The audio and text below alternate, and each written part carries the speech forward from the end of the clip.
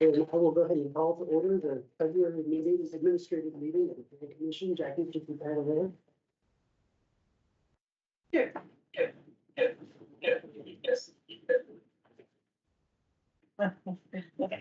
David Bush, Here. Martin Clemens here, Sean Enright Randolph, Here. Scott Ferris, Here. Rudy Fields, Here. David Henry, Here. Jeff Morris, Here, but I need to leave by 6:30. Joe Van Divender, Here. Julie Thomas here, and our newest member, Steve Bishop. Here. Okay. So we do have all 9 members in our city plan commission, non-voting member in person, so we have 4. Okay, thank you, Jackie. So under administrative business, the first item is our board appointments for the Planning Commission and other subcommittees for 2026. And I didn't know if we want to just take a minute to welcome Steve Bishop, our non-voting member, if you wanted to say something about yourself, just like a minute or less to introduce yourself to the Plan Commission, or if you wanted to. Sure. Okay. Yeah, so Steve Bishop, I'm on the City Planning Commission, started in November, so excited to be part of this group. Great. And then maybe we should all introduce ourselves as well. Maybe. Sure.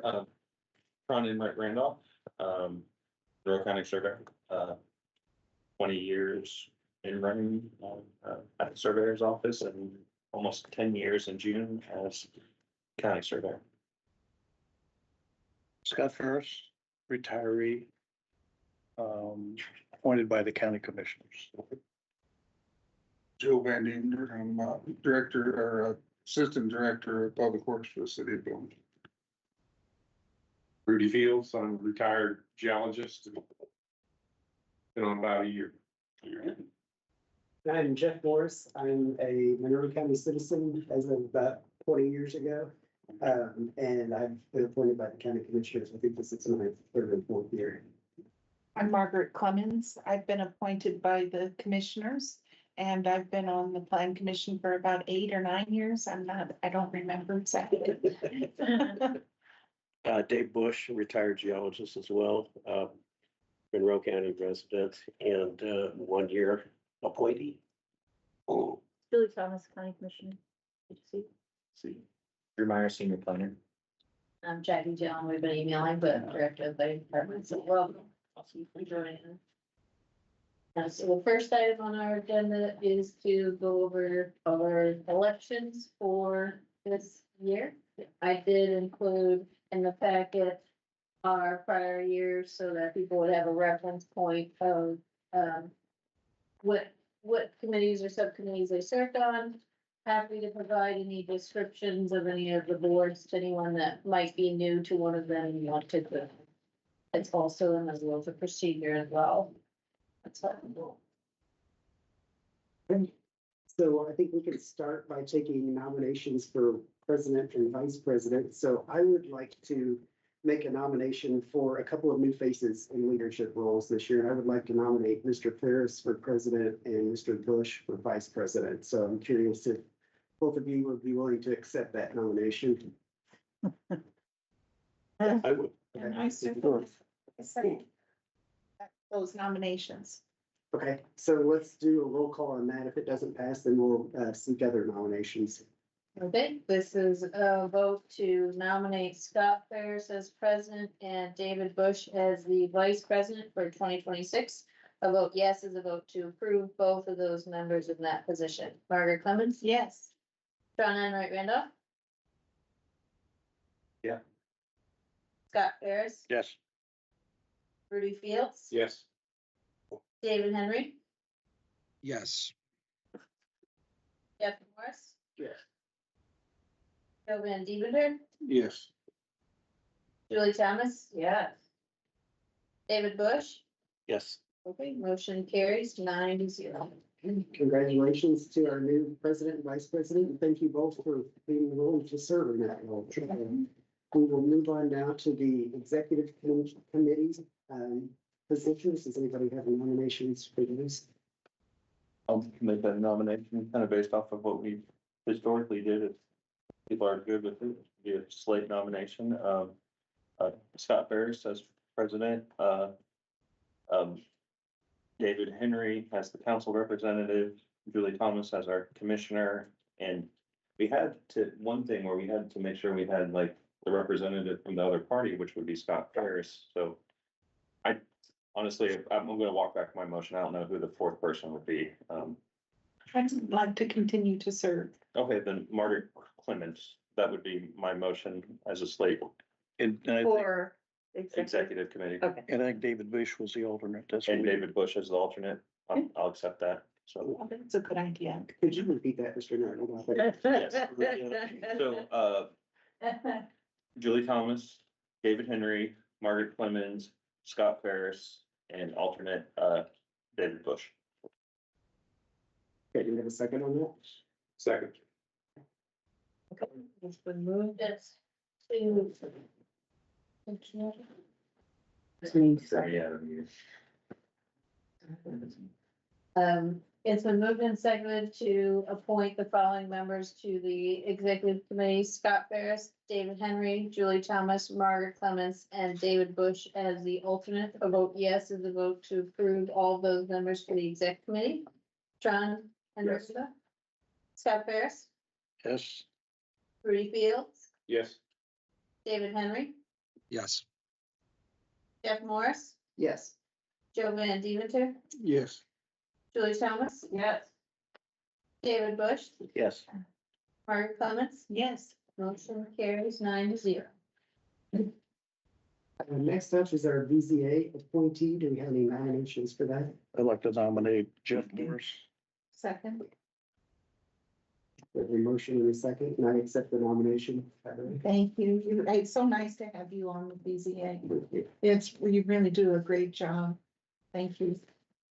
Okay, it's been moved and seconded to nominate Jeff Morris as the Board of Zoning Appeals appointee to the Plan Commission, or to the Board of Zoning Appeals. A vote yes is a vote to appoint Jeff Morris to the BZA for 1-year term. Scott Ferris, Yes. Rudy Fields, Yes. David Henry, Yes. Jeff Morris, Yes. Joe Van Deventer, Yes. Julie Thomas. Yes. David Bush, Yes. Mark Clemens, Yes. Ron Henry Randolph. Yes. Okay, motion carries 9-0. Okay, next up is our City of Bloomington representative. Do we have any nominations? I'd like to nominate Jeff Morris. Second, if you're willing to serve. I would be willing to serve. Okay. Okay, so we have a motion and a second. All right, it's been moved and seconded to have Jeff Morris attend the City of Bloomington Plan Commission meetings as a non-voting member. A vote yes is a vote to nominate Jeff. Rudy Fields, Yes. David Henry, Yes. Jeff Morris, Yes. Joe Van Deventer, Yes. Julie Thomas. Yes. David Bush, Yes. Margaret Clemens, Yes. Ron Henry Randolph.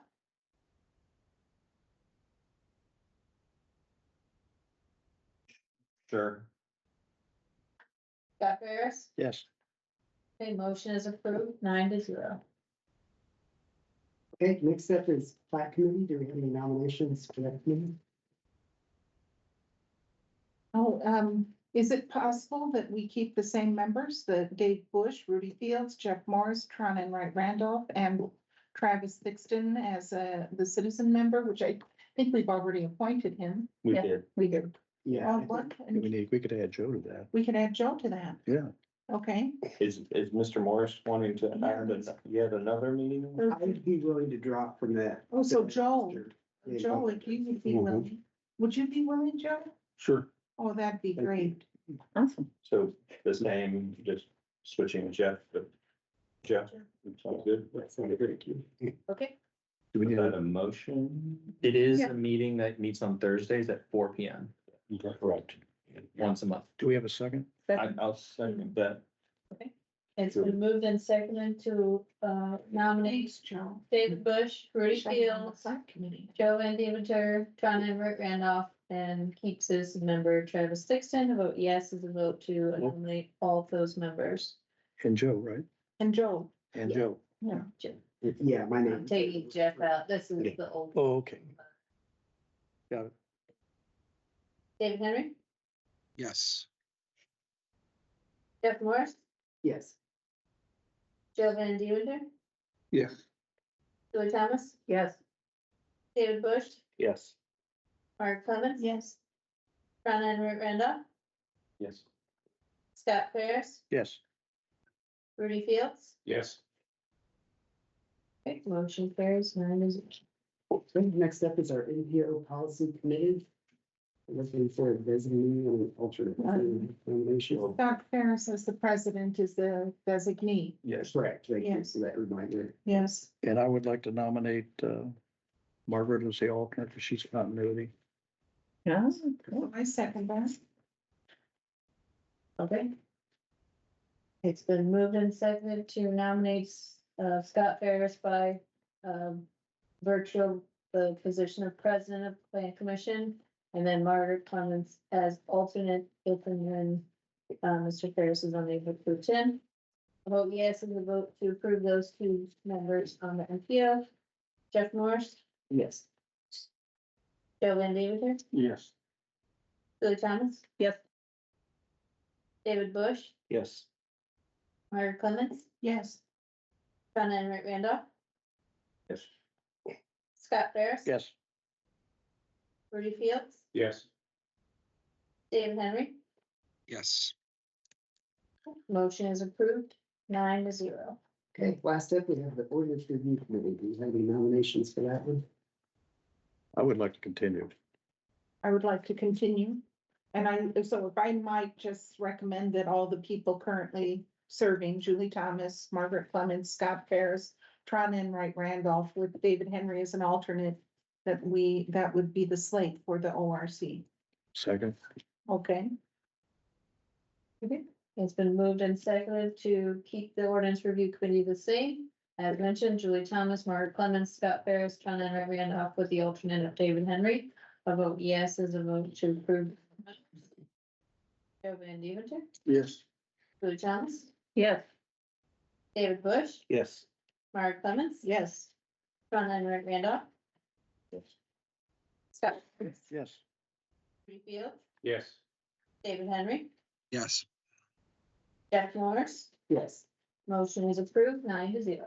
Okay, if that was the last one. Yeah, Mr. Henry. I was wondering, did we do the introduction with Mr. Henry being virtual? I don't. No, but I know Mr. Bishop and his beard. Good to see you here. All right. Bumping into you here.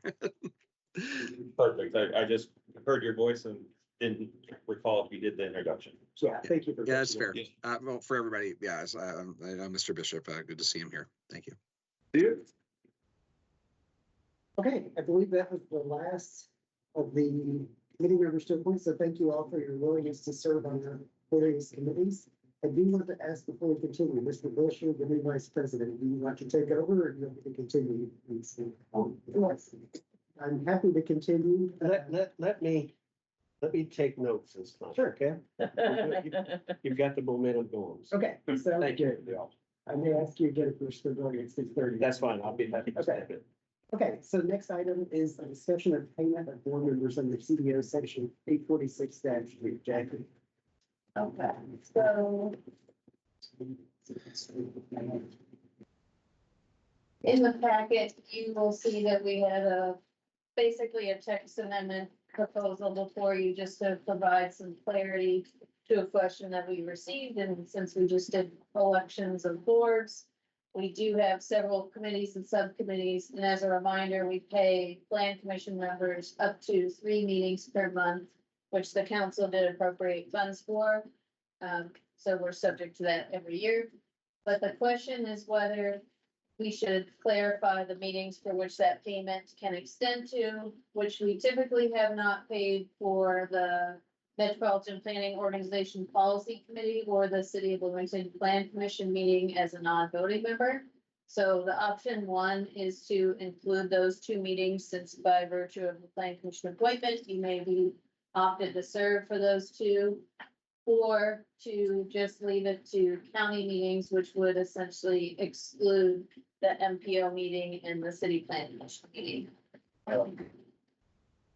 Serving on the city plan commission for a number of years, I'd say close to 6 years. One, I also want to say one thing that has been very effective is just attendance and being present. That's really kind of the one thing I would offer. I think I've had more than 3 meetings a month on all of it, so I've exceeded the limit, but I do feel like it's within, a justification to pay for that representation. Some of those meetings, like this next one here, may not attend, rain almost until 11 o'clock. And you're talking about like 5-hour meetings occasionally. And to be effective, being present is very important. So I think being compensated for that I'm 100% support. And I would also say that with NDO too. I think it's a very important goal. So that's where I stand on it. I'm willing to second a motion and make a motion, and seems like we got in favor of it. Any other questions or comments? No, this funding is to defray the costs of travel, typically parking sometimes, but typically the travel that takes to actually go to all of these locations and, review land before, any petitions heard. It's really not, yes, it's by meeting, but it really, that's what it's for. I'm fine with it either way. It's fine to include this for me. Well, I just have to say something about this. I'm in favor of this. And, with all the meetings I attend, which are usually in excess of 3 a month or 4 a month, when I went away in October and didn't attend a meeting and then to not receive a paycheck for it, it didn't sit so well with me, but that's okay. I understand. It's not like it's gonna make or break me. So I think that, the city of Bloomington Plan Commission, especially with I would imagine that travel is important for that too. You gotta go check out the site. And the MPO certainly is in terms of research and printing and coordination and all of that. So I'd be in favor of the text amendment number 1. So is that, and that's one you're in favor of, Tron, right? Yes, So that's a motion also. Okay, great. Yeah, So- that is a motion. Yes, that's okay. It's been moved and seconded to go ahead and adopt the optional text amendment number 1. This would be a actual ordinance change, but until that point, I've been notified by legal that we can take it as a matter of policy until that point, since it provides clarity depending on the majority vote. So I will take it as a text amendment, but it also provides staff with clarity. Thanks, Jeremy. Okay. The vote is on the table to adopt or to seek a text amendment to see through option 1. John and Wright Randolph, Yes. Scott Ferris, This is what I had to do for last Friday's meeting. So what you're paying for that $50 is a printer cartridge Yes, on my laser printer, which is very good. exactly. Yes. Rudy Fields, Yes. David Henry, Yes. Jeff Morris, Yes. Joe Van Deventer, Yes. Julie Thomas, Yes. David Bush, Yes. Margaret Clements. Yes. Okay, motion carried 9-0. Was there a second text amendment on that too, Jackie? There was just 2 options to choose between, Oh, okay. so then we chose option 1. Okay. That happens. Yes. Okay, so the second item was state legislation brief update. Yes. Okay, so I'm just gonna roll through these very quickly. I will put this online. This is my own notes. So going through latest version today of all of the House and Senate bills that are still live and then have to deal with planning. We do have two that have to deal with data centers from the way I have read these, different bills.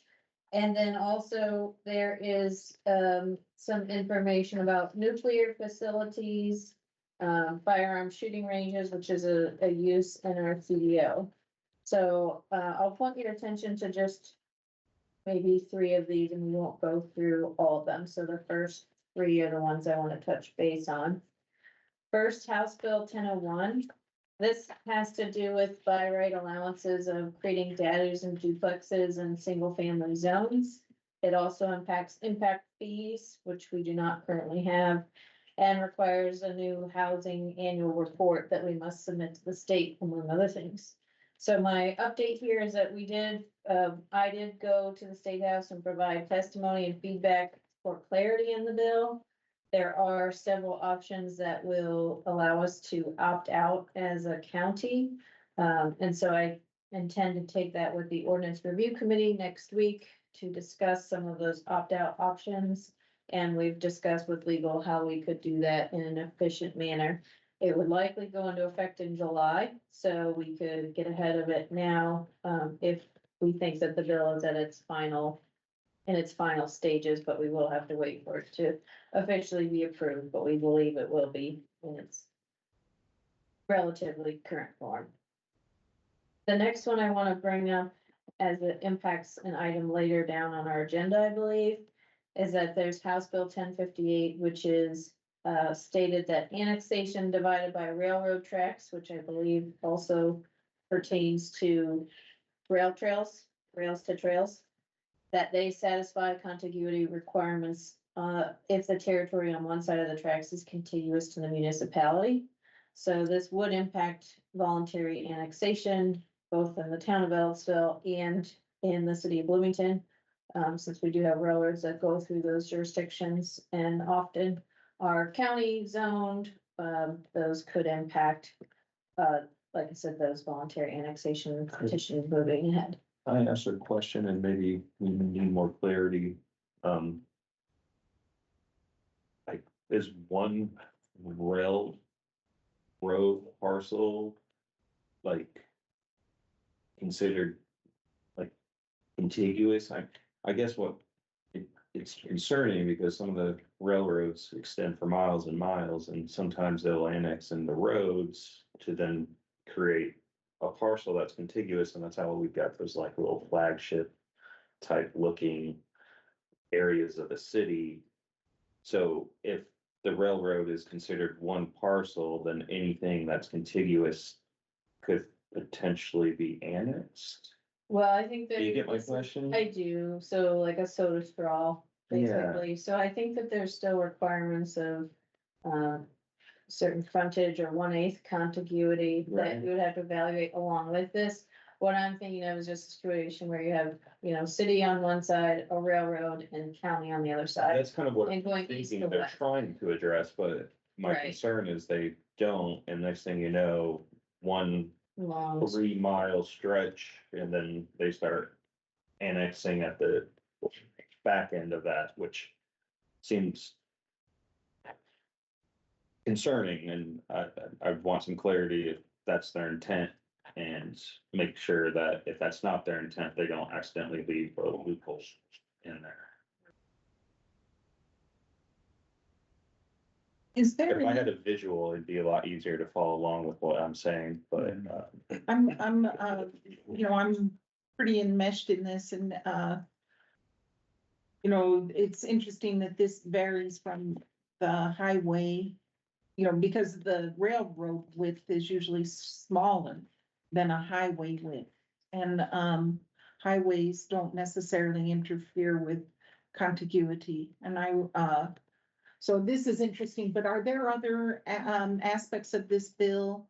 Do you know its current status? Has it, still active, so that hasn't been at this point. It's still active. There are other annexation bills though. yes, So I only reviewed this one because it pertains directly Yeah. to our CBO. yes. Okay, great. Thank you. Sure. The next House bill was, or is 1333.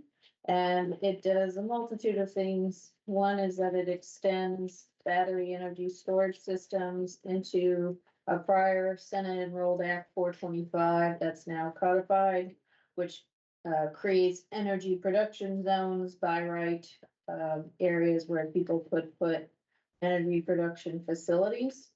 But a concerning section within that, which I talked to legal today about in the soil and water district, is that it somehow is adding a permitted use of a data center, without having a public hearing, variance, special exception, contingent use, conditional use, or discretionary zoning action. And it says that it would be permitted on land zoned for agricultural and comprised of soil and capability classes 4, 5, 6, 7, and 8. Provided by the classification system of the USDA and NRCS, or Natural Resource Conservation Service. So I worked with Martha Miller this afternoon just to kind of get an idea of, is there a map of these soil capability classes 4 through 8 that I could pull into our GIS and overlay that with our agricultural zone? And the answer is no. You have to actually go to the NRCS's map. You have to do an area of interest. And then this white striped area, for instance, would be prime for a data center under this code. But not all of the land, so you have to basically do a tool to identify every property. You can't do it for the whole county, it's too much data. So if there's a 4 or higher, then it would be prime for a data center. So there is we have a soil survey from, I believe, the 1980s, and we are able to find together, with the help of someone from the NRCS who previously worked there, that we have a total of 119,843 acres categorized in these 4 through 8 categories. But we didn't overlay that obviously with our agricultural zoning. That includes town of Ellisville and city of Bloomington, of course. So it's been a close vote on this one. At the third reading, it was 56 yes to 43 no. So my question for the plan commission is if they would like me to keep following this, if they would like me to potentially testify against this. An added question that I have is that it actually opens the door for more than just data centers. It actually says that any development is a permitted use if it's zoned ag in any one of these capability classes, but again, we're just trying to, with some of these, get clarity and then provide comment too. So if anyone would like me to continue to follow up on this and potentially testify, I would like to hear that from you all. I'm in support of it, and that vote took place yesterday. And also, I think one other thing that could start kind of maybe bringing more potential awareness of impact is the water stakeholders input workshops that was circulated. That talks about the executive order where basically they're trying to find where these water resources are and the consumers of such large volume of water. Also, I don't think it's related to this bill, but the bill that we were discussing about battery storage and stuff, that was Senator Koch, which is southern Monroe County and further, which basically incorporates a large portion of Lake Monroe. So I have a very large concern that, you know, if we don't have local rule here, that we could be identified as a prime location. So whatever we can do to stay active and try to preserve that home rule and that local authority, I think is key. Any other comments for Jackie? I agree with what you said, Mr. Mayor. But there's another House bill, I don't have the number in front of me, that relates to, IDEM approval needed for large water use projects, so it's strange to see these two. Right, and then they're Conflict. also striking a lot of items, capabilities to commit nuclear. so Right, Yeah. right. I think it's gonna be thrown for Yeah, a loop yeah. after this, so. Yeah.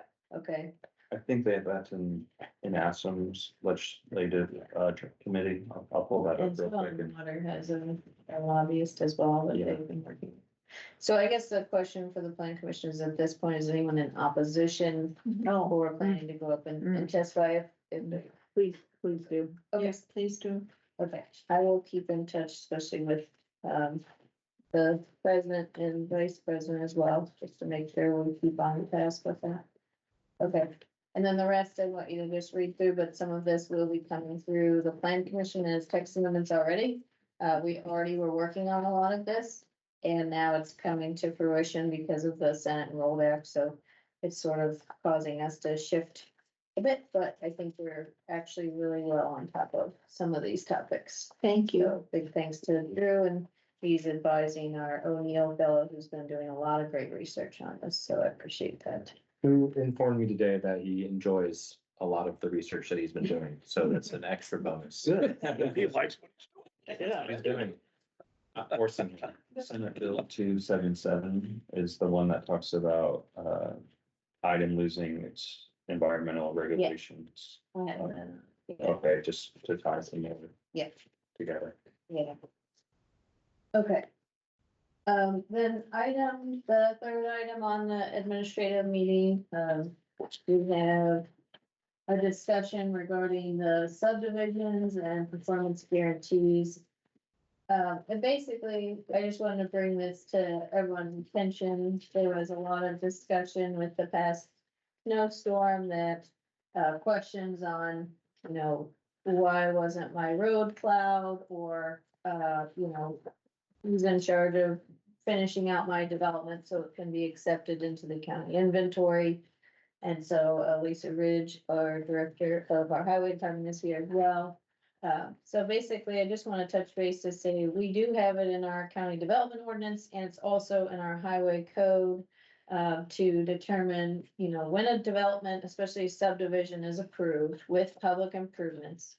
Those roadways remain private until such time that the developer completes those improvements and requests for acceptance into the inventory. Under our county development ordinance, one of the things we adopted was the idea that we would do a 10% inflation adjustment per annual year that they extend that time period. We have been tracking these and have been trying to bring these to the plan commission. A lot of these are slated to come back before you or come to the plan commission this year as we're reporting. It's very difficult work to get developers to finish because they will tell you, well, we're not done yet. We're not done with these lots. We haven't sold them. We don't want to finish the sidewalk. We don't want to finish the street trees. And as time goes by, that infrastructure does age. And so there's a lot of discussion that we've been having with the highway department about, when is the time period when we, start cashing these, we don't renew these, and this is also gonna be before you all. If it's been 10, 15 years, the discussion of, do we cash these amounts and just start doing the work? But sometimes that amount that we have, if not adjusted for inflation, is simply not enough to do all of the work. So we're still left with an issue of the money's been expended and the road's still private.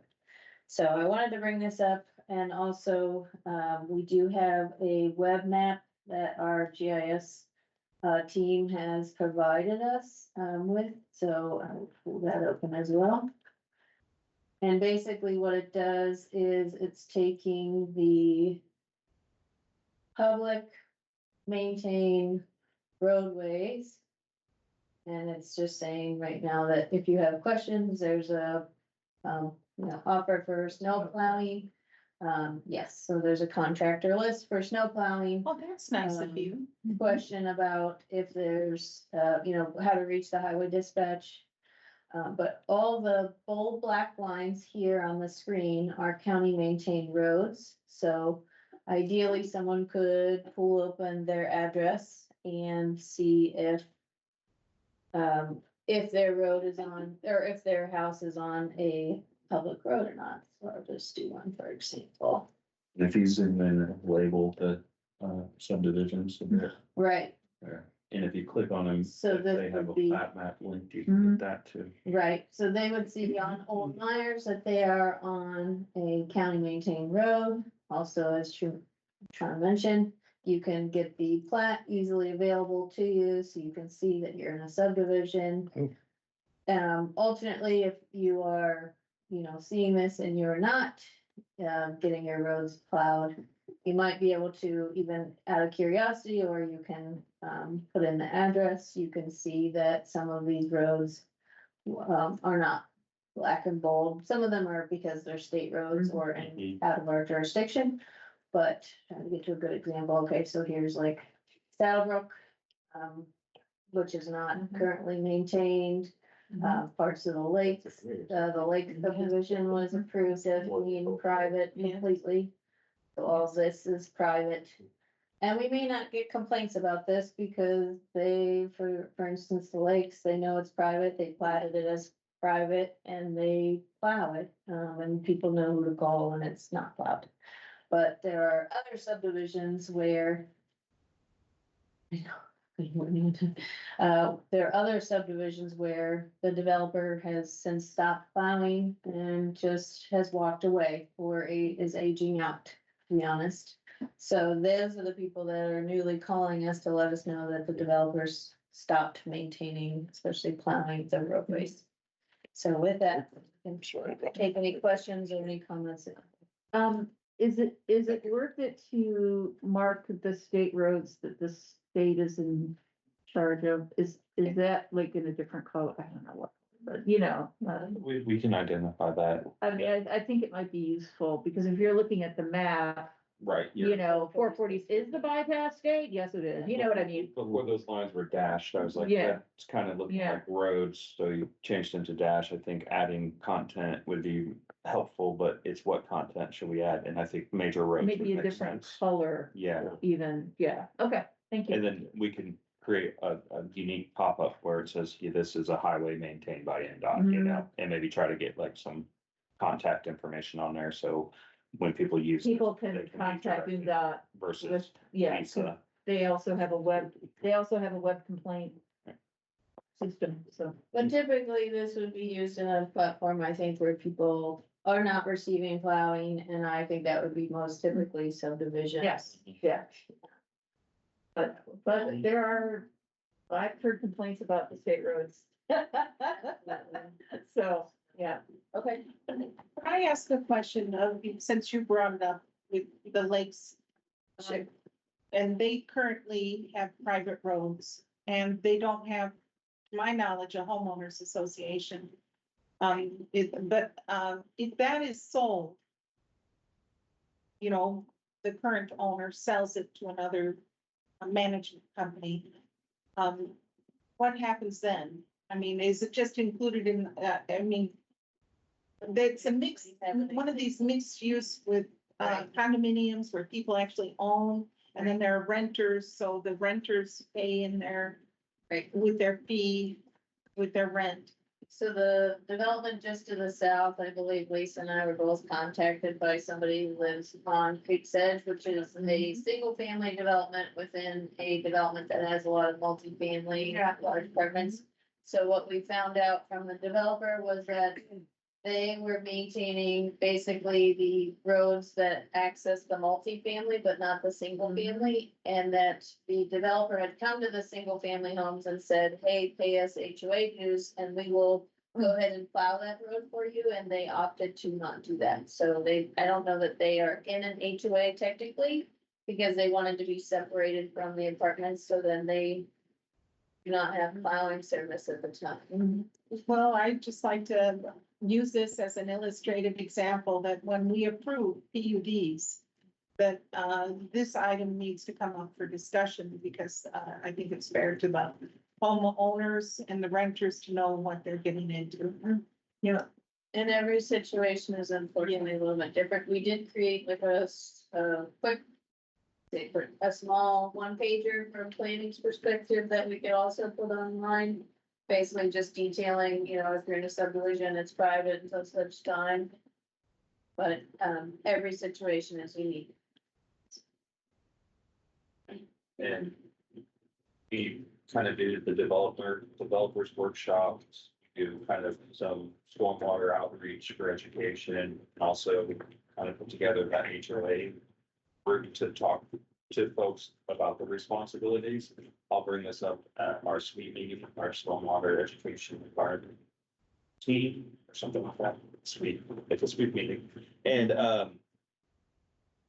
maybe this is something we could add to those workshops, and that just to bring more attention and awareness, both to the developers and the HOA folks. Just, I think it would be a low hanging fruit, maybe 10 minutes to talk about it quick, and more people being aware of kind of what their situation is.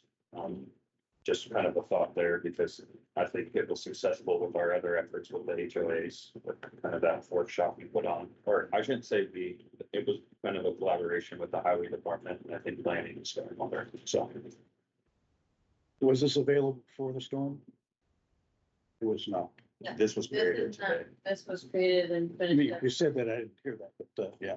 We have not published this yet, so we're waiting for feedback, like Commissioner Thomas said, to label the state roads. Anything to make it clear or usable, we'd like to do that first. There's also a disclaimer, just in case this isn't 100% conclusive. I believe it will be, we'll be, working with the appropriate people, but we could take the opportunity, because I think one of the offices that will be impacted the most will be highway, and kind of what your thoughts are, making this more readily available. Because we've kind of kept it on the down low. So I kind of emailed with John Fate, actually that through.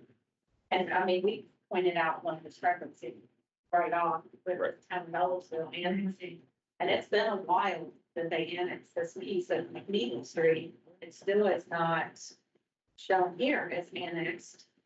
And John said, well, that's a problem that's being worked on in the auditor's office, but this didn't happen this year. We have So some, it's kind of like, that's still putting out information, but it's not correct. Because that, as you can see, McNeely goes county, town, county, town. And the piece, and one of the pieces in there has been annexed by the town. Still shows it's ours, but it's not. Yeah. So I don't know how long it takes to work out those issues. Anything I have is public, I don't care if you want, and again, you have a disclaimer on there. I'm fine with it as long as it's subject to. well, we could revise it, and we'd be working with Lynette and making sure that all the information's being moved over from Cartograph to the ESRI platform. And then also, we looked at an old layer called county maintained roads, and there was a couple of areas where the segments were not 100%, like one was longer than the other. So I think this is a way we can continue to identify those, make sure that they're identified correctly. But I guess we'll just move on. GIS probably Yeah, 15 years ago and created it in my old position. right, and, But it's just, there's so many right, highway layers zooming around there on our geo database or our GIS online, and nothing's matching. And if we would all use one layer, then it'd be better. it would work. One scheme or one layer to rule them all. Yeah. But yeah, based off of feedback here, and we're in no rush to put this out here and cause confusion. So sorry, Julie. Go ahead. So this raises two issues. I mean, and I think it would be a good idea for highway to sit down and go through this. Lynette and them are working Great. a lot of this. Perfect. A lot of it. So it's close. Yeah, and there are some instances I know where you've made a swap with the city or the town where. So we do have an agreement with the town of Ellisville too. Right. He's worked with them on, okay, you have sections of Ratliff and they will continue to annex. So instead of making our plow go up here, so we sat with them, we drew out a map around the whole town of Ellisville. What road made sense for them to plow? Yeah. What made sense for us to plow? And then it's worked out really well. Our plows are not doing double duty, and we might do a whole road of theirs. Right. They might do a whole road of ours, but it works for the route. Right, Efficiency exactly. of getting somebody there. Yeah. So that's worked out really well. So, but I don't know how to reflect that on this map. Because if somebody has an issue and they live on a road that's in the town, but it's county maintained, how will they know that? And so there should be some way to identify that Yeah. on the map. And I know that those agreements are everywhere and all over and. That could be something that's pretty easy, because we have Yeah. it, when we created You that, list we it. mapped it. Yeah, It's, But- Dawn, I know is great. with but I that. think it would be helpful to have that if Yeah. this is a public facing platform. Yeah. The other thing is, all of this just highlights to me the fact that we have no idea if plowing is such an issue, what about the retention ponds that these Right. HOAs are supposed to be Right. maintaining?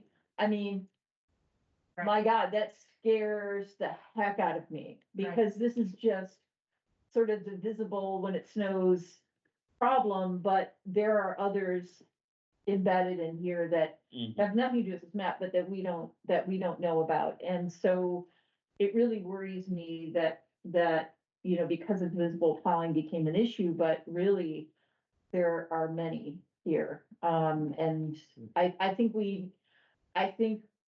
ORC should look at whether we do any more private roads, how we do these retention ponds, who maintains them, how are they maintained, who pays for it. I think we need to take sort of a 10,000-foot view of these issues and think about what we want to do in the future, because, you know, planning has done amazing work, worked with highway and building and set up this situation where we have the inflation-based bond system. Thank goodness. And the But- planning commission also. Yeah. The plan commission has done wonderful work. Yeah, for sure. This is all part of that, and kudos, thank you. That has helped a lot, but there are still problems, and anything we do only impacts the future. It doesn't impact the past, so we still have things to work through with a lot of these developers, so. And you bring up a really good point, and I wish there was an easy answer, but the private road issue and snow plowing did become a huge problem. But one road, we have a ton of this situation out there everywhere. Yeah. And it's because that developer quit doing it. We do have other developers that are still agreeing to their commitment of bringing a subdivision to your board. You approve it, they agree to those stipulations of, we're gonna maintain it and we're gonna plow it until you take it over. There are developers committing to that, but there's so much more that they are failing at. I had Ben run a system this week. We probably have over 500 and some driveway permit applications open in OpenGov. The reason for that is because when a developer puts in their driveway, it will not go back in and follow the process, ask for that final inspection. So it can't be closed in the system. So it's just all these little things build up. They don't finish the sidewalks, they don't finish the trees, and it just, and then you compound it to this issue here of a safety issue for somebody on the street that ended up with 15 inches of snow. And I do sympathize for the people. Is it the realtor that's not telling them?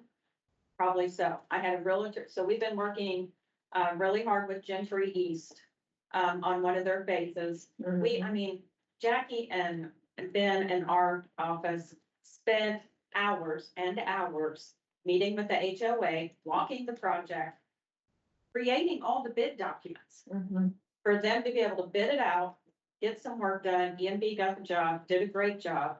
There's just a few little tie-ins to finish. We did not go back and make them rip the road out and go to today's specs. That was stated last week at a commissioner meeting. That did not happen. We are not requesting that. But we are working hand in hand with that HOA to get those roads accepted. And we've gone, planning and highway, my staff, not necessarily me, have gone way and beyond, way above and on time on getting this approved. And it is a problem. I think the inflation has helped a lot, but there's so many old ones still sitting there that is a problem. And on the Gentry East, I had a realtor call me last year and said, I hear that this section of this road is private. I said, that is correct. Well, I doubt the buyer's gonna buy. Well, that's why you're not telling them that these roads are private because That's right. of the zone Yeah. and the lot, but Yeah. it's the property owners that pay for this. And Sure. they're the ones that suffer, and then we take the brunt of it because we're the bad people that won't plow it. Yeah. Even I though know. in the future it's going to be public, Yeah. they, how do you express that to a potential buyer? And, How do you right, and make it's the not in their developer covenant, accountable? it's not in their deed, How do you make a developer accountable? I might say you guys aren't alone. Well, the city had the same issues. And a lot of times it's the same developer. And And that- they are that is getting very older and. Yeah, Yep. yeah. Could make a list and just have it behind us. And- I think I would say Lisa and I have the same Yeah, list. yeah, It yeah, is, yep. and some Yep. of the old ones, like, I think the Lakes area is one of the old AFA ones Mm. that, the city develops, and nothing against the city, that was the policy. that was Right, The process at the For time. sure, And then they don't take the roads because it's in the county. right. So then, again, the property owners suffer on that. So It's a huge. it is a huge yeah. issue, and I know, like I said, and Jackie's done great on bringing a lot of it, and we're still working with a lot of developers, and we have taken in a lot of development that were problems out there. Emerald Trace, we finally got that bid out, and we accepted those roads as soon as it was fixed. Awesome. So we are working with them, it's just, it's problems. Yeah. It is problems. I know, I've, Dan Henry has. Yeah, I've had my hand up for a bit and I appreciate the good conversation. So, maybe a different perspective. So, land use policy, is what drives hazards into disasters, right? So when we build in the environment and, exacerbate, natural hazards like snow, that's where we end up with situations like this. A lot of what we do here on the forward end in terms of retention ponds, environmental planning, like that's part of good mitigation, right? So I hear that, and I think those are worth exploring. But the overriding challenge for me is what we do when we hit a state of emergency, right? So regardless of the work of this commission, when we hit a place where public safety is at risk and it's just becomes finger pointing between developers, county, whoever, I think we need to acknowledge how our choices here are setting us up for potential risk for people in the community. That's what I did say at the commissioners meeting. I'm saying it here as well. So I think for me, one aspect of this is we really do need to understand how the land use policy is impacting the county's emergency management plan.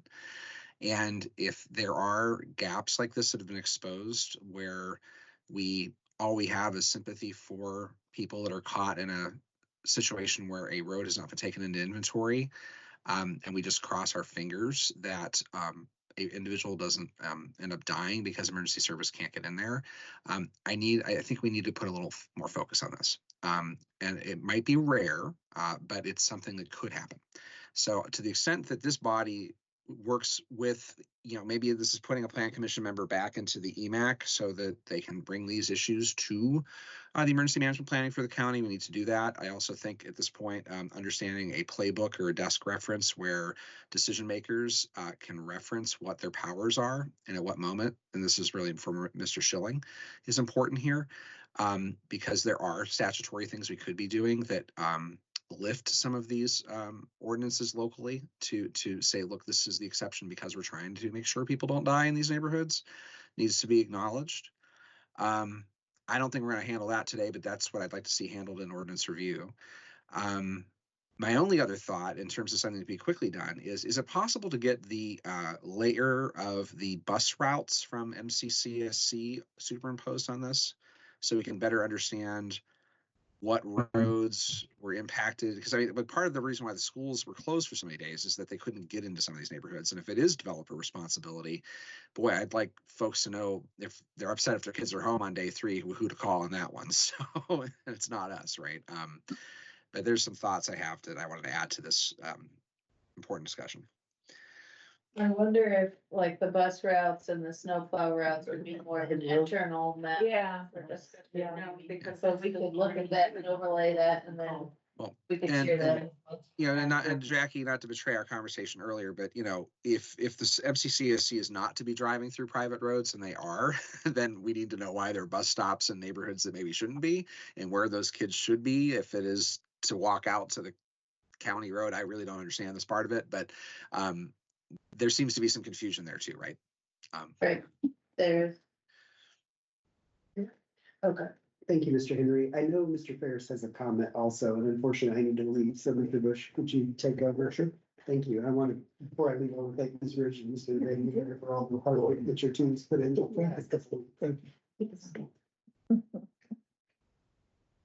So, Thanks, Joe. Thank you. I want to say thank you for your service. And Oh, you're welcome. Sorry I have to leave early. I'll watch the recording tomorrow. Thank you. so I'm gonna bring up the elephant in the room. And so, I'm playing kind of a devil's advocate here. And the issue is compliance and our CDO. And we do have compliance measures in place. We've already talked about them. I've read some things over the last week or so that have not been very positive. Comments have not been very positive about this body. Meaning that maybe our ordinance is not as granular as it should be. My assessment is that I think over the last year, with the things that have been brought forward from highway into planning, we have done our due diligence to the best job we possibly can to resolve these developers, particularly developers who have issues with compliance. That's a plus. There's a lot more work to be done. I mean, I heard the number of 60 developments, and there's probably more granularity there that we don't know about, but we're working on it. The question I have is, and it's really for this body to acknowledge, is our CDO as it's written right now adequate with respect to answering the compliance issues? I believe it is. And if it's not, then again, devil's advocate, then those are the things we need to take and highlight as a disconnect and work towards solving. The second point I want to bring up is, for those of us who used to be in the resources business, there's such a thing as called an unfunded mandate. And I saw it at the government level. This is when a body requires you to do something, but don't throw any money at it. And I think that Lisa can explain to you where we get the funding for the highway department, but it doesn't come from the county council. And so if in fact you're going to put a requirement on the table to go out and plow every private road in the entire county, I have one incidentally, I know you have one incidentally, the cost for doing that is going to be outrageous. That is an unfunded mandate. I understand the safety issue. I also understand that it's the developers and others' responsibility to tell people and those homeowners that this is still private property and that roadway is not in the inventory. So the two items, is the CDO as written from a compliance standpoint meet a satisfactory solution? And the other point is just, you all should note that an unfunded mandate is no requirement at all because there's no money against it. I'd like to chime in here because even though the Plan Commission has been maligned in public comments by politicians recently, I feel as though we've taken great strides as far as making corrective action, that it was this body who suggested to the planning department and the highway that we create some kind of enforcement mechanism or some safety if the developer walks away. And that's how we decided on the adjustment for inflation so that we could actually finish the roads.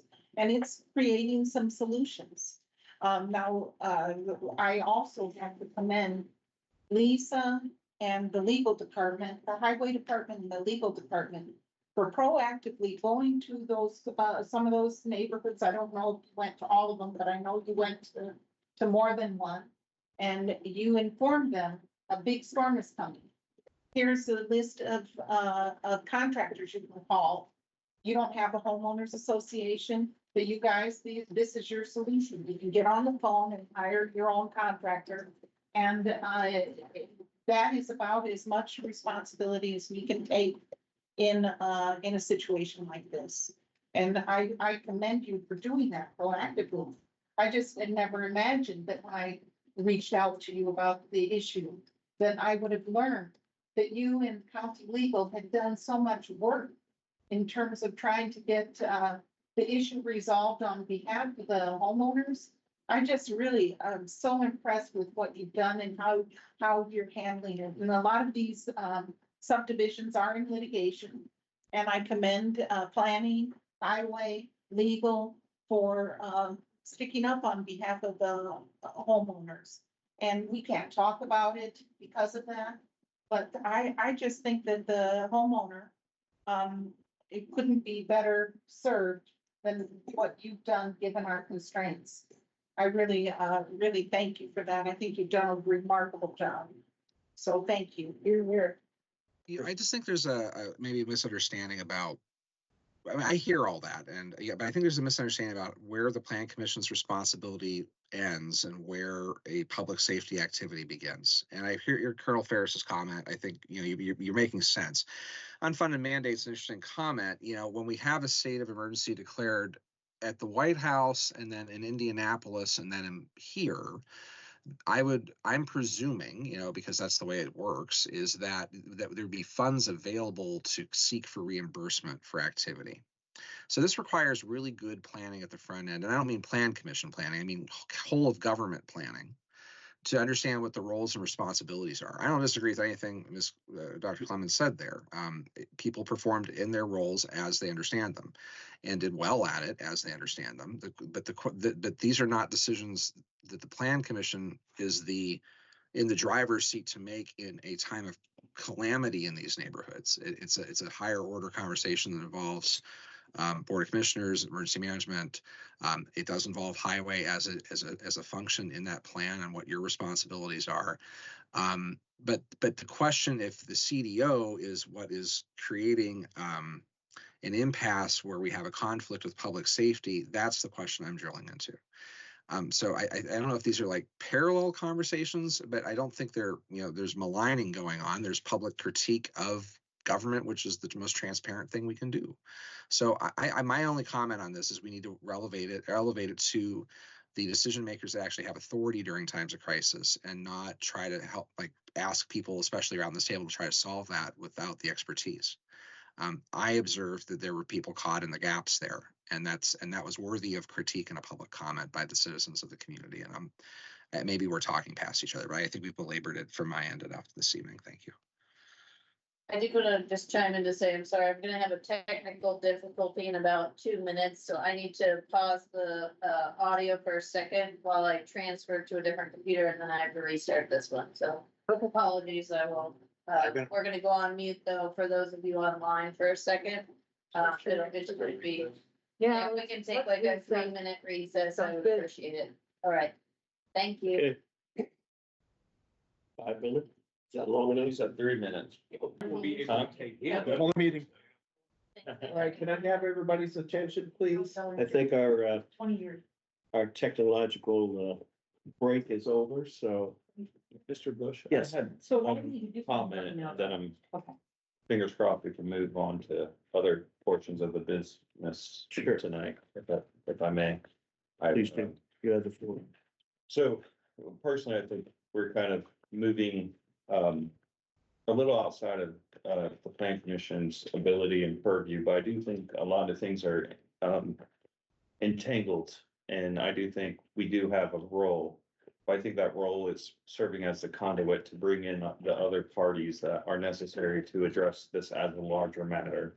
And one of those would be the highway department and looking at their highway ordinance document and looking at ours. And is there anything that we're asking developers to do before you can accept roads in the inventory? And if so, those are areas we really need to vet and discuss, and we could do that at the ORC, and I'll wait for people to come together. That is my only thought on the larger issue. Is there any way that we can lower the bar to add roads to the inventory, but still get all of what our intent is. And if there's not, then there's not, you know, but what I'm saying is we're in a conversation right now where we have to have all these parties together to discuss it, to be effective, unless we look at more strenuous things, which somewhat concerns me because, you know, I don't want to necessarily prevent folks from managing private roads either. So that's just kind of my thoughts on it is, you know, this conversation is a lot larger than the plan commission. Also back to the other like buyer beware comments. I do think we could continue, but again, we'd have to do it in collaboration with other departments to put information out there, like our BMP, best management practices with stormwater. So someone buys a piece of property and they have some responsibility to maintain that infrastructure that we have, like a little raindrop on our GIS. Now, does that mean the realtor is going to disclose that? Not too sure, but a lot of people go to these platforms to look at properties before purchasing. We could try to do a better way identifying, you know, private roads versus maintaining roads, from more of awareness and data being available for people that might make future purchases. I think those are real areas that we can actually make impact. But again, a lot of those are a little outside of the purview of the plan commission. So that's my thoughts on it. And I would love to kind of be able to address these very incremental as the other players come and suggest, hey, if we're able to change this, this could maybe impact that and maybe that could help. But if not, then, you know, we're kind of where we're at. And the other discussions are going to be more like, are we going to allow private drives? And I personally, I don't know what the state says about that, but I don't want to go in a direction that causes more onerous burden or makes our ordinance even more strenuous, personally. And from there, I'm gonna stop and again, I was very optimistic and hopeful we can move on to the other business at hand because this, again, in my opinion, is a lot more than just the plan commission, but we do have an active role. So thank you. Yeah. The only thing I can add to that is I think by lowering the bar is what got us into the mess. Right. Yeah, no, that's, I'm saying where we can make sure that we get what we wanted, but if there was anything, I would need your expertise and your team to identify that. And then Jackie work with like our ordinances, and if there are ways, then there are. I'm not gonna say there are, but no, I don't want to do anything that's gonna put us back in this situation or exacerbate The it. compliance issue But is the my compliance. point issue. being is, this is outside of the purview of the plan commission because you're working off of your own ordinance and document. And I get that. But the board makes the decisions here. The board approves newer subdivisions when we still have old subdivisions with that same developer that did not do the process correctly. We're dealing with new subdivisions right now being built today where developers are not following the process, building roads without permits, putting in driveways without permits. I fully agree and It's see it. something that Yeah. we're not going to accept again. Right. And then, it's just, My point is it's your ordinance that deems it appropriate to take into the county inventory after the commissioner support. And if there's ways, sure, I'm not saying there is, I'm not an expert on that document. What I'm saying is I just feel like we're moving a little past what we can look at from a zoning or a county ordinance and a comprehensive plan of what kind of choices we make. Then again, also need the adoption of the commissioner. So I'm going to just leave it there. But those are my thoughts on it, is we have to work together to try to address any of this, or. I think we've already addressed it. out there is our specs. Yeah. We have a really good built road, and those specs were updated in 2020. And how those specs were originated was 4 or 5 local engineering firms coming together with our county engineer, coming up with good solutions on how that road should be built. And everyone agreed to that. And those are the engineering firms that are developing these subdivisions. So they're not having an issue with how they're being built or anything. It's just the developers wanting to come in, sell their lots and get out. I totally understand that. That's why I'm mentioning that you're the expert that needs to work with Jackie if there is anything, and if there's not, that's fine. I'm saying like, Sit in the office and look at her notes.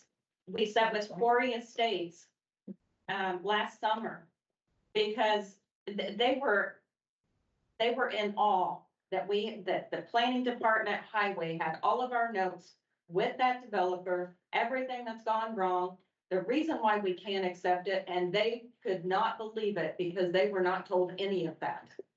And it's just. I don't have a side here. That's, my whole thing is if you But don't see it anything does that we're not asking appear. from a plan commission standpoint that's too much, then that's fine. But that's my point is like, we need to make sure you're getting what is needed in a development and planning is. But And that's- those ordinance need to work together. And if they do, that's great. I'm not saying, let's go out here and do all of what you have been dealing with and everyone else with some of kind of the This is right. public feedback. But my point being is like, I really leave it to your department and planning department. If you notice anything that planning might be asking too much for, and it could potentially help other folks get into the inventory, but if that's not the case, then that's not the case, and I'll leave it alone. But my whole point is like, we're not gonna solve this problem at the plan commission state, but we do have a role in it.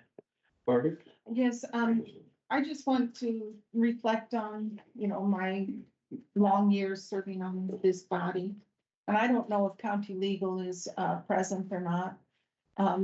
They are, but when these PUDs come before us and they come in and they ask for exceptions to the plan and they ask to make the road narrower and the driveway less deep, and suddenly you have minivans where the back fenders hanging over the street and, we try to work with the developer. We try to stick to our values, and we always try to coordinate with county highway whether or not this is acceptable and whether or not the exception is it makes the road too narrow for the plows to get in. And county legal has reminded us that we cannot hold against a developer his prior past poor performance, because that's a state law. That's a state statute. If I'm wrong, county legal, please let me know. But Rudy had an idea earlier, and I don't know, maybe you could state that? Well, and it kind of goes to Colonel Ferris's thing about the CDO. Does it have the teeth to be able to hold a developer personally responsible? It's a good question for legal, and I think that we've done everything we can do in the CDO.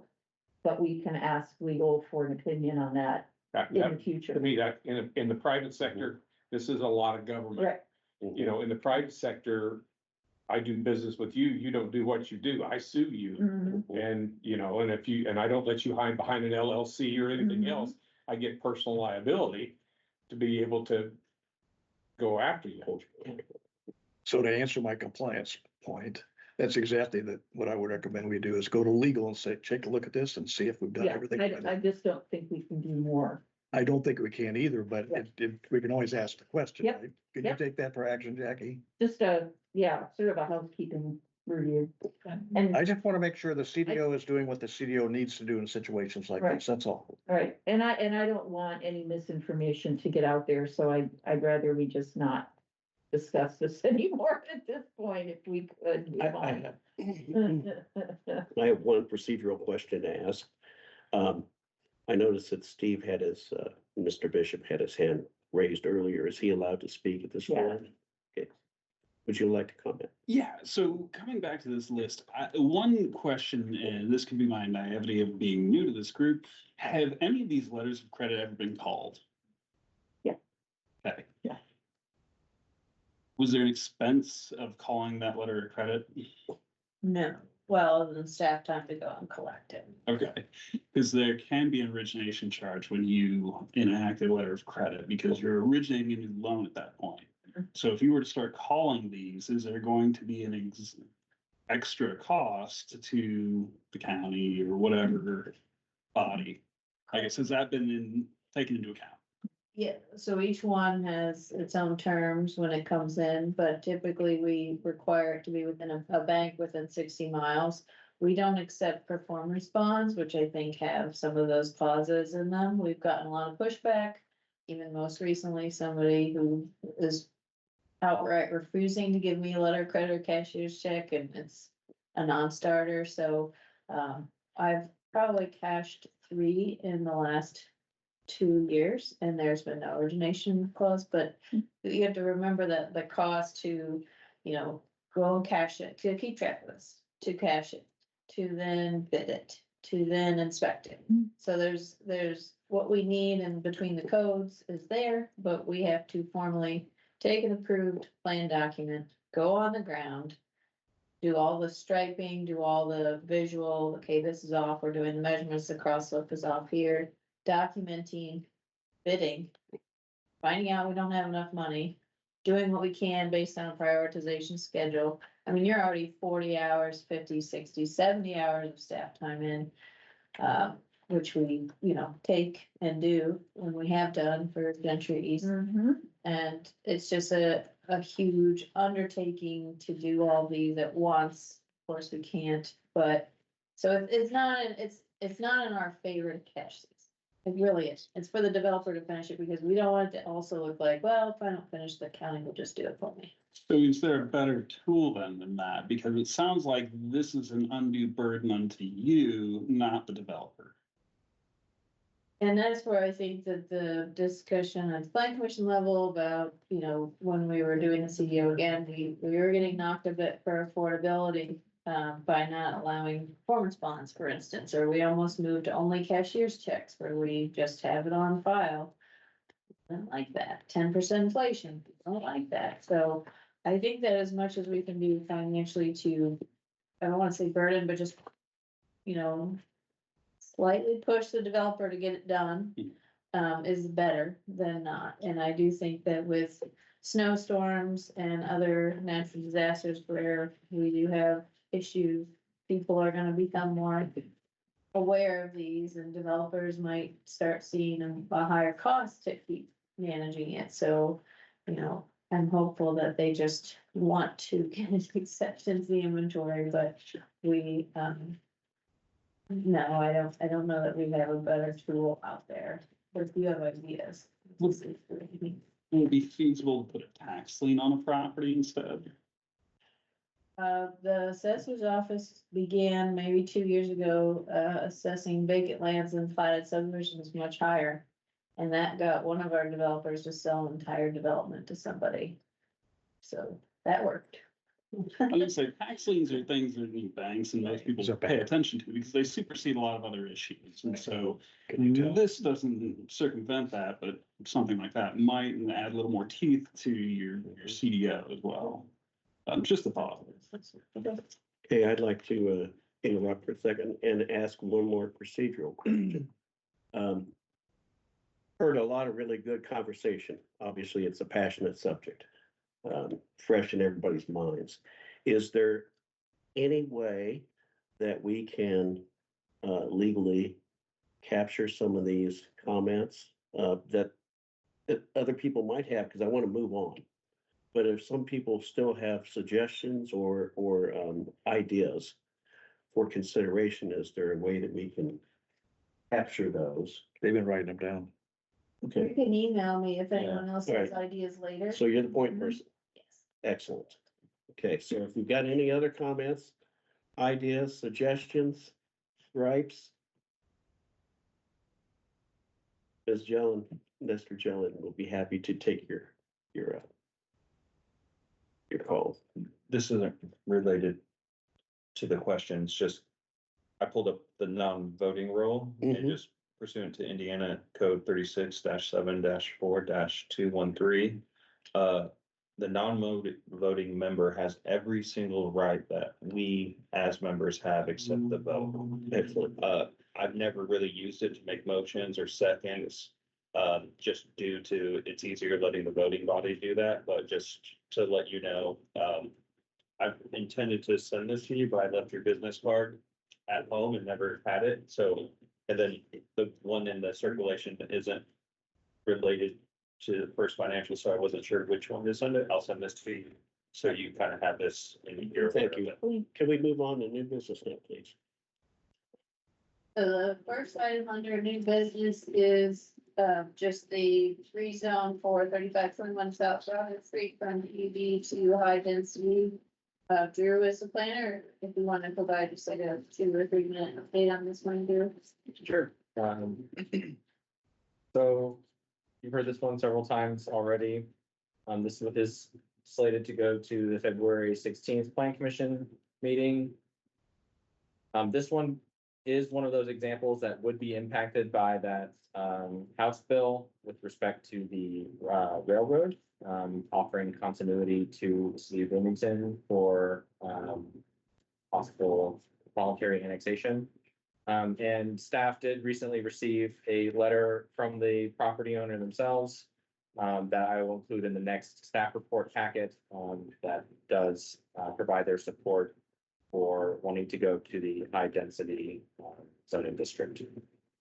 So keep the meeting going. I'll open it up for any questions or discussion. The commissioners had asked for just a 1 acre zone instead of high density. Yeah, just 1 acre, because it still doesn't fit. I mean, you still can't do high density on it because of the size of the lot and how it's situated. So that's why we had said that, so I don't know if that's something that needs to be done. So this is a plan commission authored rezone, so Right. we just want to take a roll call on changing it from HD to res, and then I think that was the last census of the plan commission was asked the commissioners on the timeline in the zone. Anyone wants to, And we had said as a body that we prefer the 1 acre rezone because it's going to have to be rezoned anyway. No matter what, because it doesn't fit high density the way the lot is situated anyway. So we just said, let's just make it simple. We do have to take it out of the PUD. We recognize that.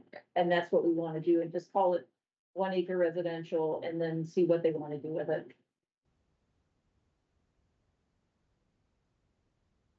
So their motion as. you need a That's motion. with That's the motion.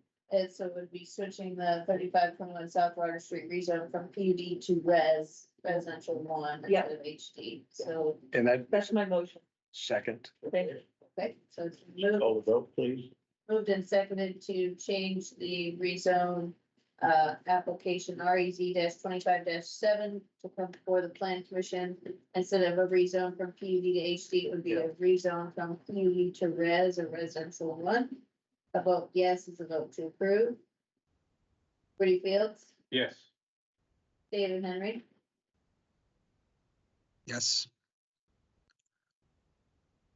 couldn't hear you, David. I'll put some Yes. volume, probably. well, you gotta hear it. Yes. There we go. That Okay, You gotta hear it. thank you, got it. Jeff Morse is not here anymore. Joe Van Deventer, Yes. Julie Thomas. Yes. David Bush. Yes. Margaret Clemens. Yes. I'll skip Tron since you stepped out for a minute. Scott Ferris. Yes. Okay, so the motion passes 7-0. Okay. Thank you. Right. For the next update, under the new business, the Highlands PUD outline plan parcel E. Again, relevant for tonight's discussion, the developer would like to change this development from having a plat that says the road is public to switching it to private. We have talked with the developer, of this subdivision, which is Weiniger Construction. And they, from the ordinance review committee, we delayed this a month to see if they'd be willing to implement any of the highway department's recommended or required changes to get it into the inventory that weren't going to impact the structures built on the site. And they said that if it's gonna be private, it's going to be private. I'm not doing anything. So, that is their answer to that in no uncertain terms. So they would like it to be private so that they can continue to maintain it. We have recommended that, that it would be a positive recommendation just because we see that the way that the townhomes were constructed and, the setbacks of those townhomes, the as-built conditions are off. And so there's just no way to meet some of those ADA standards, and to get it accepted. But in return for that, we do think South Wickens, which is the connecting piece from Rockport that they had to create, is very close to acceptance. And that could be accepted potentially prior to coming to you all for the discussion of turning Rangeview, which is off of Wickens, private. So that is the discussion that we've been having with the developer, and this would be coming to you before, at the regular meeting, and then it would be ultimately a commissioner's decision. Lesser evils. I don't like this one. Now, this is all, it's terrible.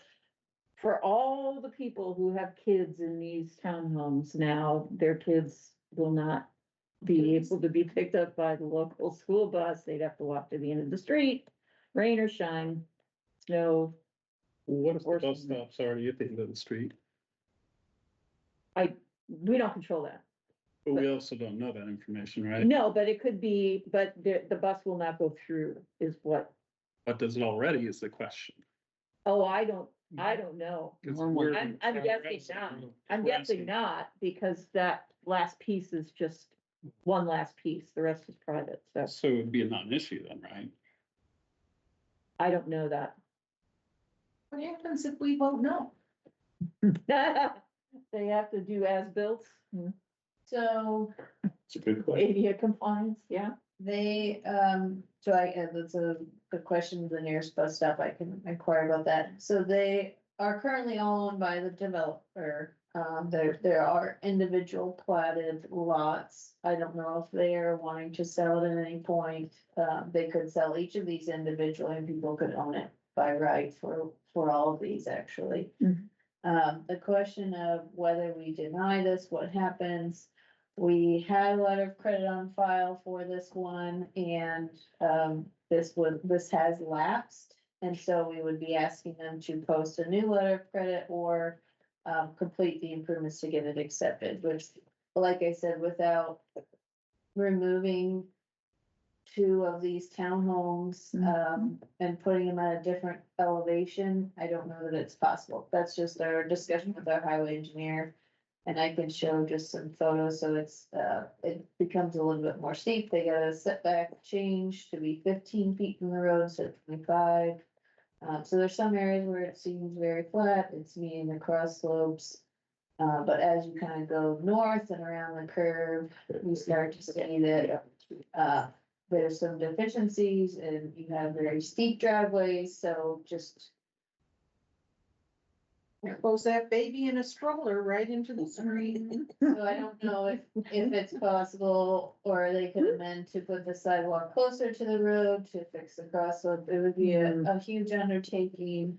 And they should be meeting ADA requirements as the developer. It's just that as a county, if we take something in that woefully is beyond the 2% cross slope of the sidewalks, where I think, as I've talked to legal before, it sounds like we could be ineligible for future federal funds if they find out we're taking in things into inventory, or accepting things that don't, very clearly meet ADA, so we're trying not to. What type of precedent are we setting if we in fact recommend a positive recommendation?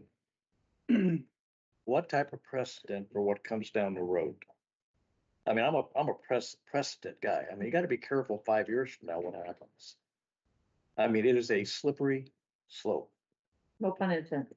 No, no pun intended, but absolutely. And I do think that, some of these situations, though, they're similar to each other, they're all context based. It's not that you are creating like case law, right? It's not that somebody who looks at this case and compares their case. If you have dealings with this developer in the future, what do you think is gonna happen? Precedent in that regard, yes. Right, but it doesn't force a certain vote. How does it get this far along before everybody stops and says, man, this isn't right? So the building department, it turns out, does not have requirements for residential structures for the driveways to meet ADA. Which I found out maybe 6 months ago, because this is a repeat issue. Additionally, as Lisa talked about, this developer has not closed out their driveway permits. We did do land use certificates as we went along, but it was mostly for the actual, like landscaping, street trees, things like that. We did know at the time, that they had a bond on file, so we were stuck in a rock and a hard place, because you have the developer wanting certificate of occupancy, for which we didn't have a great reason for holding that up, other than, well, the sidewalks don't meet ADA. We thought, well, we have a letter of credit, so we'll eventually get them, but, They don't have a driveway from that. or they don't have a closeout driveway permit, so we'll get them then to come back into compliance, but then, it's been done for 4 or 5 years, they're not going to wanna do anything, so the state has also put us in a bind that holding up certificate of occupancy is very challenging. Mm-hmm. So if we say no, what happens? They owe us the money amount that would take to make this compliant, and a lot of engineering costs. So you said the letter of credit lapsed. Do you still have the letter of credit? No. Because if you still had it, it's possible you could still use it. Well, yeah, we have the physical copy of it, yes, Right. but it's been some years, so I don't know that they would let us. Have you contacted the originating bank and explained the issue? They don't call me. All right. And I've contacted the developer, and this was right at the time period where highway was transferring it to planning. To be completely honest, I went on maternity leave the week prior and sent everyone an email saying, I expect a renewal to come in while I'm out, and it did not come, so So that was really unfortunate. could I make a recommendation that you physically take that letter to whatever financial institution it is and talk to them? Because as long as you physically have that letter and that financial institution does not, it can be called. Okay. Cheap tricks. That's great. That's not Because No. a financial institution will not extinguish that letter until it has the original physical copy back. I have a lot of documentation asking for renewals as well, so when we have the prior history, so I would do that. I'm not sure what recourse is involved, but you do have something that you can at least. Okay. Is the bank local? Yes, they're all within 60 miles of Monroe County, they have to be, so this one, they was Jackson County, but I will go and double check that. So that's not our ordinance, this is small. Mhm. We did. Yeah, it is. Okay. Yeah, it's working great. Please don't change that. No, I just remember we had a discussion. Well, it's really a question for legal, so that would be the question for legal is. He's gonna- What happens he's a if we repeat say offender. no? Yeah. And he's gonna do it again. Yeah. So, one would think. Does that Well, we're not calling make for sense tonight. for our regular meetings? They're not briefing us, that's all they're Yeah, doing. but I can't support it either. Yeah, I've asked her to ask legal to brief us at the regular meeting as to what would happen. And also, the neighbors have to be aware of the meeting. Oh, yeah, because they're taking the road. So we'll add to the report, if denied, these are the actions. That'd be good. Option Okay. option 1, option 2. Right. And is there stating now that they're unwilling, trying to start to private and they're unwilling to make the changes, even voluntary changes that were, it's like a manhole, paving out the surface or fixing a crack here or there. If they're stating that they're not willing to do that, this is, that's good, We will report back. So, okay. And then any other questions on this one? That's good. It's probably enough. Can you scroll down just a little bit on your photos? Here, Oh, that's. Okay, Yeah, I don't think it's the same ones that are in the packet. probably different. Yeah. There's a school bus in one of the pictures oh, in the packet. Yeah, okay. I thought I saw it. there's actually about 3 or 4 pictures that have a school bus in there. Yeah, no, it's not in there. Yeah. I'll ask about that. Okay. Thank you. All right, you might be thinking about Ben's. Maybe that, It may be Ben's picture, Which, yeah, Yes, they're yes. huge, they're Yeah, huge. they're there. Yes, it's almost toward the end there, yeah, Okay, yeah. yes, Yeah. this is the inspection report from the Ah. highway department stating what would need to be fixed. So this was going out and documenting some of the cracks or the deficiencies that we brought up. These are raised, could be regrade around them, not create tripping hazards. Nice. This is the mailbox that's technically in the right of way for Wiccans. Yeah. We've asked to move that. There's been some discussion. This is the sidewalk along Wiccans that they were finishing at the time, but this was 3 years ago now, so that's been finished. Street trees. And we are planning on going out and getting Yeah. updated photos. These were Hold up. supposed to be Yeah. parallel striped, and they're not, so they're very, very short parking spaces. Parking is an issue. That bus has blacked out bar on the side. That's probably private. Might be, Could be. so, Yeah, so these So- spots are supposed to be. Probably school doesn't run 14. They're not, yeah, they're not 18 feet, long. There's not enough. yeah, those parking spaces are not long enough. Yeah, this is where the parking's supposed to be, but I think to get more spaces than they made them Oh. angled. Okay. Thank you for the. Okay, so Good job, any dude. other questions that you have, you can send them to me and I'll send them to the planner. Sean, or I'll try to make it Affordable. Okay, so. Yeah, affordable. Yeah. So you don't bring the baby carriages, what's great. The last item on, under new business is, related to the Point PD. They, the homeowners association is working with, Bledsoe, Riggett, Cooper and James for a request to add a use for essentially what they're calling self-storage, but it would be to add individual garages. And they would like to have those garages be able to be rentable to those in the Eagle Bay condominium section. So it's currently a basketball / tennis court. When we met with the homeowner association who are residing down here, they stated that everyone that wants to play basketball or tennis goes to the main area where there are like pickleball courts and things like that. And that the area in question is rarely used. So, and it's only supposed to be for Eagle Bay residents. Upon researching this a little bit as well, this part is in a different phase than this part. And so this part was part of a phase with single family development that never was finished. And this part is the part that was completed. So Wow. we're gonna come back with a little more research on that and a chance to talk to legal, just because we're amending a different phase than where the people that live there are. But this is just an introduction into that. We are looking for them to give us a little bit more definition on what this self-storage could be used as. We wanna make sure if they're not intending on it to be used for like general contractor storage or to be used by other people that don't live in Eagle Bay, if they're gonna be bought and sold, things like that. They need to be pretty clear about that, but they are excited about this because I guess none of them have garages down at these phase of in.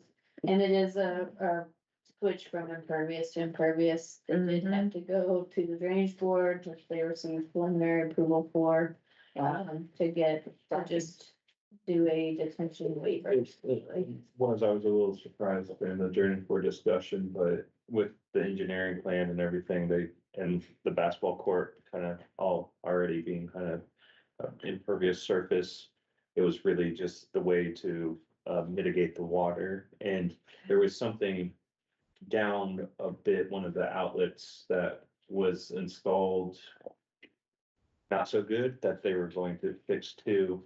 Mr.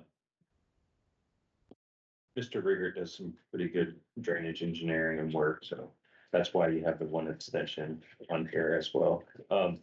Yeah, when you brought this up, I almost thought it was already done. We met 5/23/2025, so. Yeah. I have a question if I might. It is, is there anything in terms of setback or slope that becomes an issue here? So they are asking to rezone this entire parcel to add the use, Right. but it's very flat here actually. Okay, But we could condense that even to a legal description of these two courts, the uh-huh, tennis court, the Uh-huh. basketball court. yeah, So, no, those are very flat, I mean, but there's no issue with setback at all relating to the, they're going to have to say that zero setback. okay, so there is an issue. Okay. If they don't want to a setback, it's zero. Yeah. And that's the part that to me doesn't look right. It doesn't look right. Right. I think that they, on their, It's not near a residence, but it Right. doesn't look right in terms of where it sits on that plot. There. yeah, this is right on the line, redevelop into a garage. So it would be right on the line of this. I think this is like a rented space, if I'm not mistaken. That's a clubhousey, Yeah. shared space community center. Different owner. This is owned by the HOA, but. And who owns the other piece there? This is, I think it says Putnam Properties LLC. I Okay, could look at that. It's- and they've been notified. They have, yeah, they did send out. We haven't received. Same area with the That's existing different. basketball. Driving past the basketball court and it is driving past the series of storage buildings. Yes. Okay, Yeah, I'm just a little bit confused in the terminology because it's going back and forth between self-storage units and garages. And I just don't understand what is actually being requested here. And if it's self-storage, is it commercial self-storage or is it limited to owner? You know, I don't understand why it's called and self-storage. can an owner then sublet it to somebody who lives outside the community? Right? I just don't know what we're talking about here. Yes. Is it something painted in orange with lights on all night so that people can come? Is it temperature controlled storage? Or is it a garage for the people who live there? You know, what is it? And if it's a garage, then I have questions about vehicle, RV and boat storage, which I know is something we need to talk about. But I would, Because being so close to the lake, you don't wanna have a big vehicle storage area Right. that would without the right. I would rather it be garage Safe. than self-storage because that means, you know, 2x2 foot unit versus a 4x4 foot. What, I mean, what are we looking at here? Is what my question. So you're asking for a clear definition of self-storage. Okay, are we asking for usage and what they're really planning to use it for? Is that buried in that paragraph and I didn't? If Read they define something that's self-storage, our definition of self-storage is convenience storage, like you rent the space and put in your household goods. It's not necessarily garages. I think that their goal is to have them be rentable spaces for the residents. We did talk to them about whether these would be large enough for RVs. It's been some time. I don't think that they're tall enough, but I will double check to see if. It might be big enough for a boat. Yeah. Yeah, Depends on the I do size think of the boat and the cars were. And that's an issue. 12 by 26. Mm-hmm. And then they say there's a range setback from 0 on the east side, 10 feet south side, 14 west side. So if that's of concern to give a little more room, I think that. So the question is, can we limit what in fact they can put into that? And who's gonna ever check? Who's gonna police that? Who's gonna enforce that? So it says here, Well, Jackie is. Okay. Jackie is in church. She's gonna drive out there. She's gonna. garage storage building will be non-commercial and limited to the storage of the residence's belongings. I mean, that's pretty clear right there. Say that again, I'm sorry. Except for the, Non-commercial and Both storage belonging- of both residence belongings. belongings. But that has But to be, but that, it's in a letter, but it's not, when we write the PUD, it has to be very clearly. But they've stated their intent, so they're not trying to In the letter. deceive you. Yeah. No, but it would have to be part of the PUD. You'd have to capture. Yeah. This is their tried and outline plan Yeah. after several months. Yeah. Right, Yeah, so, I hear you. and the point is notoriously difficult because it was created conceptually and adopted conceptually, and now we're trying to get into the nitty gritty and it's not there because a lot of it was created in the seventies. Yeah. So. Yeah. I mean, that documentation and trying to redline an ordinance or document, we pulled what we have, but there's more to be desired on this, so we can get more clarity on, non-commercial, yes, but rented, yes. I don't know that they're gonna plat it, I can ask about that, if No. they're gonna try and divide it to buy those units, that's a question. Yeah, that is, and whether or not they could rent it to outside folks, because that changes the traffic patterns in the community. So yeah, lots of questions for them. Yeah, lighting Okay. was a good one that Margaret had. Your guys' fancy storage of open boxes and shit. Dave just came on camera. I don't know if he's got something. Okay, Dave, did you have anything you wanted to? You were the No, I don't have anything at this point. Okay. All right, I don't have anything else on the agenda. If anyone has anything, questions wise or anything they'd like me to follow up on any of these, if you think about it later, send us an email.